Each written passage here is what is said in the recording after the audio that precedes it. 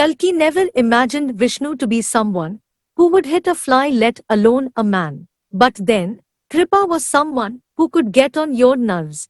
He said the somas were God's gifts. I told him it was wrong. People go mad because of it. It's not the right way. He continued. And he told me about you, about how your mother was so sick during her pregnancy, and he had broken all rules, stolen the nectar out of the stones, and given it to her, hoping the gods would help her. And she became all right. Later on, when you grew up, Vishnu saw signs of your strength. He was shocked. But he also realized they could be given to others so we all could be strong like you. He was wrong and naive. Kalki recalled how his father would say he was special, he was chosen. And at that moment, I was curious. Never has it happened that the Somas could transfer its property like this. Your mother wasn't gifted anyway. It was you. You got the power. And you didn't go mad or die. You were fine, in fact, heroic. You were a spitting image of Lord Govind, the same nobility, valor, and morality, but also the arrogance. You made me believe in Dharma. I made Vishnu understand all of it, and he got the idea, which was that it was right to let you grow into a good person. But I knew, he continued, that you had to be looked over, that the amount of soma you got was diluted. Maybe you were just lucky, but you proved me wrong in the battle with mlechas. You are the real deal, mate. Kalki clenched his jaw. I don't know. The adharm is close, Kalki. He came forward. And you need to decide. Are you going to stand by, watching it happen? Or are you going to stop it? The dark age of the adharm is where the world ends, and we don't want innocent casualties again. Not like the Mahayuddha. What if it doesn't come? You have closed all the somas. I was lucky. It was just that. Kalki paused. Why didn't you destroy it, rather than closing it? Kripa looked at the temple that was made out of the caves. Because one day, and there will be the day when the dark age ends, we will all have enriched minds, and on that day, when the sins will be exhausted, the drink of the gods, this soma will be open to everyone and everyone will be able to use it. I have closed it off till then. There was silence until Kripa spoke again. And for your initial question, Kripa laughed at himself. My accomplice, and I often laugh about this. Even though we tried stopping the dark age, to prevent the rise of adharm, and even dharma, the fates didn't allow us. It stopped us. Sometimes you can't cheat. Karma always comes around and does what the destiny has planned. So if you think the somas are closed and anyone won't get it to become the next adharm, there will always be a surprise planned for you, something you won't be expecting. This is how the world spits at and make jokes at you. Kripa didn't sound like the drunkard he was. Rather, he looked like a man of wisdom and knowledge, someone Kalki really needed in his life. How? He quietly asked. We need to leave Shambhala as soon as possible for the Mahendragiri mountains, where my accomplice will teach you the ways of the avatar to make you become worthy and fight evil when it rises. Kalki nodded. I have so many questions, and yet such few answers. My father knew all along and he never told me, because he didn't want to believe it. He felt it was best for you to grow without having the burden of that knowledge on your shoulder. But now you are old, you are strong, and you are ready. Who are you? Kalki turned. I know about everyone except you, and your mysterious nephew or accomplice. How do I know you are not Adharm? Mate, I am far from that. Though I cannot reveal my nephew's identity to you, he chuckled. The point is, my name is Kripa Acharya. Acharya, that's given to the gurus who handle gurukuls, isn't it? Hence me. Kalki walked to the cave. He touched the inner granite rocks and felt the strength of it. They were here for good. You won't open this again? Not for now. What if I need more of this? It's not good. It kills people's minds, Kripa said. When you are ready and trained, you can do so. But right now, the amount your father ended up giving you still affects you. Soma is good when used once. For the dharma perhaps, it is healthy. but more consumption can be tricky for we haven't tried it. But if I'm Dharm, I can sustain more ingestion of soma, right? We don't know and frankly, mate, we don't want to try. He shook his head. We don't want to see how it would affect you. Even if it means sacrificing for the good. We don't want to see what the flip side is. It's scary, mate. You need to be careful around it. What about Lord Govind? Kripa nodded. He had more before the Mahayuddha was about to begin. To get his powers charged, it didn't go very well.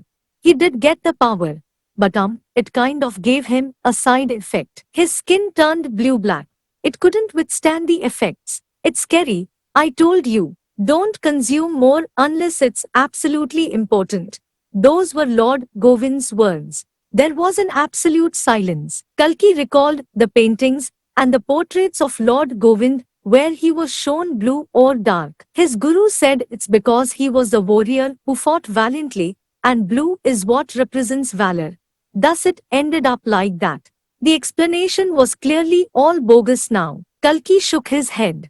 I have too much in my mind. I will talk to you tomorrow. And with that he moved, all the images in his mind coming in front of him. Ratri had chosen the books from all over Illavarti, carrying each one of them personally, or by her allies, to be put in the library of Indragarh, the prestigious city in the kingdom of Kikatpur. Born in the villages of Indragarh, she had promised to uphold the culture of Indragarh. But much had gone astray as many hopped onto the violent bandwagon, something she had always detested. Ratri had chosen and tried really hard to work her way through it, step by step. And that was what she had been gifted with, a library. She was exuberant about it. That was her ideal dream, to live and breathe among books. But it came with a price. King Vedanta had taken away her power over the hospitality and cultural programs. No more theatre or flyers or free speech talks against any injustices done by Tiarvan Bialis. Truth be told, Ratri was never against the inclusion of Tiarvan Bialis. They were clearly the less developed race in front of the race of Manavs. But then it went against her when he took away from her the position that gave her power. We don't want any issues surrounding the recent events, and I know you want to be the voice of the people, but the government can't handle this as of now. And he had left her alone. It would be better if you concentrate on building our national library for now, till things begin to cool down, and then you'll be reinstated again. This had all happened before the moment Lakshmi had come for her help. She was proud to have a niece like her, who strived for knowledge. And she was beautiful, not just in terms of her physical exterior, but she was also beautiful by nature. She was a good person, and they were hard to find nowadays. Not many remembered what it meant to be a good person. Ratri had taken revenge on Vedanta by using her powers to find the leftover weapons from the armory, which she had tried to pass off as theatre dummy props. But now, given the library, she wanted Lakshmi more than ever. It was a temporary shift from her powers as the hospitality minister, but it was arduous. The entire library, though stocked with all genres, had no alphabetical listing or orderliness. Her compulsive disorder had kicked in, and she was already working with an assigned Yaksh, Kumar. He would speak in a very strange dialect, half of it in his own native language. Though as of now, things had grown quiet, without Kumar vocalizing anything. From the first floor of the library, amongst the leather-bound books, Ratri tucked a lock of hair behind her ears and looked down. "Where are you, Kumar? Madam?" The voice quipped from far off. The figure stumbled excitedly until he reached Ratri's vision. "What happened, Kumar?" "There is a visitor specially to see you. Tell him or her I'm busy." "Don't you see I'm busy? I'm bloody, damn busy." "But madam, it is Lord Kali's sister, Princess Durukti." "You mean Lady Durukti?" Yes, that." He chattered in his own language. "She wants to talk to you." And his voice trailed when the booming voice of a woman came forth. "I will take it from here, Kumar." "Oh, your highness." Kumar propelled himself, bowed, and knelt down in respect. Durupti signaled for him to stand, as her guards took him aside. Ratri looked at Durupti, wondering if it was about the weapons she had given away in a moment of hasty decision. What has Lakshmi done with them? All Ratri was told in terms of an explanation was that she needed to trust Lakshmi. And here Lady Durupti was, bearing down upon her at her library. She was a pretty woman, quite majestic for her age, but she had a sense of grandeur that went with her image. Ratri didn't find it strange, for she was all dressed up. Physical appearances, though, were just societal injunctions according to Ratri. Yes, how can I help you? Ratri came to the point, without wasting time with niceties or polite small talk. I hear you are the most educated woman in this city. Her voice was gentle. Ratri was impressed. Moreover, because Durupti had just complimented her, and she had liked it. Yakshini is a complex language. Durupti was still on the ground floor. It took me a while to learn it as well, but I promised myself to learn all the tribal languages before I would bring them together with my brother. You did a good job out there, my lady, but how can I help you? I'm quite busy, and it'll be great if you can get to the point. Have you heard of Shambhala? Ratri looked up from the books, peering through the iron rails that supported the first floor. Shambhala? Yes. I am from there, Ratri thought. I have heard about the Soma caves there. Is it true that they hold the medicinal capacity to cure the weak and the dying? The flowers? Yes. You need a qualified botanist to extract the juices out of it. I had a cold and it cured it. I'm not talking about the flowers. I'm talking about the caves. She furrowed her brows. You have heard the bogus stories as well then, eh? I will just be very practical with you, my lady. I am a woman of science and books. The last thing I will really believe in is a bunch of stones that give you flying powers and cure your diseases. Flying powers?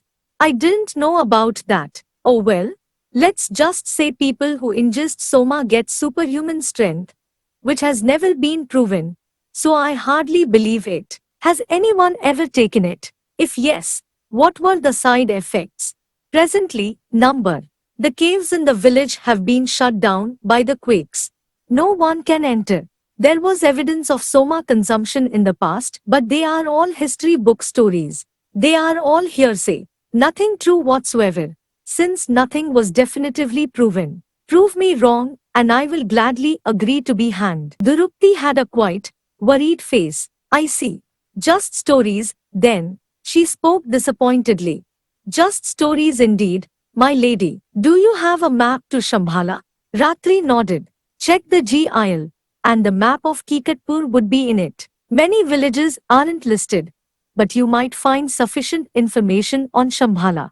Durupti signaled her guardsman, who checked the line. She studied the map intently, as Ratri slyly peered over her shoulder, while doing her work. You got it? Yes. Durupti mused quietly. Might I take this book for my reading? Surely.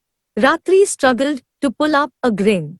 We haven't started our memberships, but you are the first customer, so feel free to take it, but don't forget to return it. I hate delayed returns. Don't worry, Durupti gently smiled. I will. Ratri waved her farewell as she left the library. Ratri rushed downstairs and ordered Kumar to close the doors. He did so and then returned as Ratri sat down next to her study table and pulled out a paper. With a quill and an ink, she began to write. What is wrong, madam? Nothing. She began her letter to Lakshmi. Do we still have the messenger? Eagle? Yes, we do. She folded the letter and sealed it so that no one would open it. Send it over to Shambhala's message post. Kumar looked at the letter. What happened, madam? Pursing her lips, Ratri said, My family is in danger. Kalki had reached his hut. It was still the same. Regardless of whatever had happened, nothing changed about it.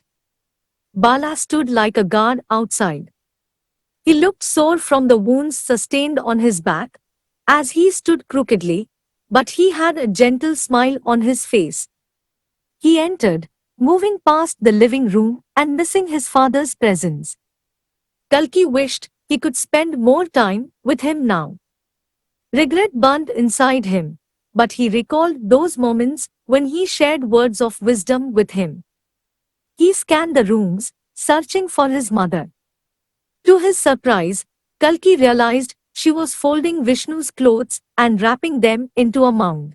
Where's Arjun? Kalki asked. I thought he was with you. He left a while back, she said without looking at him. Kalki furrowed. Where could he go? Perhaps the farm, which he would check after he made sure his mother was all right. Mother, are you fine? She looked up. She did look tired and weary. She had large bags under her eyes. Are you? Kalki clenched his jaw. Stupid question. I know. No, it's fine, Kalki. Grief makes you lash out when you don't want to, she smiled wanly. But you should never let it overcome you. Why? Because it's transient. I will miss him. She nodded, but didn't say anything. Why are you packing his clothes? I will give it to the beggars. He would have wanted to share with the less fortunate. That was his father. Kalki smiled to himself. I'm sorry I couldn't save him. I could have if I was instinctive, but I was too. I know he isn't alive, but that doesn't mean he isn't here. Kalki couldn't help but think how right she was about this. Don't be apologetic. When you were given those powers by the gods, they knew you couldn't save everyone. Mother had said this in rhetoric terms, but she had no idea how true it was, for it had been the gods who had given him the powers through the medium of somas. She thought they were gifts when Kalki had exhibited them in front of her. It was Lakshmi and his parents who knew his secret, which made Kalki feel guilty. For he should have told Arjun by now. Why hadn't he? Did it scare him as to how he would react? Not even my father, he paused. He was the most important person, the one I should have saved. Sumati nodded. Perhaps. But everyone has their time. She came forward and grabbed his arms tightly. You shouldn't let these things put you down, for these things are what help you grow as a person and become someone extraordinary. We think tragedy is when something bad happens, but I see it differently. I feel tragedy is bad, but it makes you rise as a hero, because it gives you courage and a sense of reality. These are the true signs of a king. Kalki sniggered. I will never be a king. I will hate wearing the damn crown for one. A crown doesn't make someone a king. She put her face against his chest, and Kalki could feel the hot tears on his chest. He couldn't help but tear up as well. What if I have to leave this place to become that king? What if I have to learn the ways for that? Kalki recalled the conversation he had with Kripa and how he had to leave Shambhala to become the avatar. She didn't say anything. Should I? Why do you ask? Do I need to have a reason? There was another pause. Vishnuit told me something that I need to tell you. Yes, his heart leapt with inquisitiveness. Strength in a person doesn't define a hero. But where he uses his strength is what matters the most. A hero isn't born. He's made. Through people, through journeys, and most of all, through tragedy. She pulled back. You can go wherever you have to, Kalki, but don't forget where you came from and what made you who you are. Because we often forget the people or place that made us when we become something. Make sure you always preach love and kindness, because there is less of that in this world. Kalki wiped her tears. How will I spread kindness? By reciprocating, she said. The Mlechas had less of that, thus they lost their objectivity. Our world will be a lot greater if we stop spreading hate. Kalki nodded. I will keep that in mind, mother. Thank you. And they embraced again. Kalki reached the farm. Arjun had been standing close to the stable, watching the leftover cows. He had huge sacks of grain packed up and loaded on the bullock carts. The entire field seemed isolated, as the sun was going down and evening was about set in. with the twinkling stars that would brighten up the sky. But Arjun stood alone, just watching. He didn't wonder nor do something, to Kalki's surprise. Kalki watched from afar. I don't know what we should do with this, Kalki. I just don't know, Arjun said without looking back, his back facing Kalki. Arjun had his fingers close to his lips in a thoughtful gesture. That was always what he did with them. Kalki fed some grains to Shuko, who was sitting on his shoulder, as he walked to his brother. The sun died in the background as Kalki strolled along. With the place, yeah. Arjun's car was starkly visible in the dusky light. It was horrendous. What had happened to him? But he wore it like it was nothing. I don't want to give it away. We shouldn't then. All of father's workers have died, and so has he. Arjun said it flatly, but Kalki knew there were emotions simmering beneath his surface. Who will take care of it? Perhaps we should. Arjun scoffed. I believe we can, but was it always your dream to be a dairy farmer? Dreams are often not accomplished, Kalki said. For those who don't dream big. And what do you dream to become? Travel most probably, learn history, meet tribes and cultures of every kind, and not just the ones who were allowed under the Treaty of Indragarh, but also those who are hidden from us. He paused. I read in a Western historical book that there is a tribe that suffers from a rare hair disease. They look like monkeys. It would be a wonder to see them. Just because of how they looked, they were outcasts and thrown in the jungles. Seeing monkey people, sniggered Kalki. Kalki. That sounds interesting. Arjun also smiled at the ridiculous idea he had formed in his head. What do you dream about?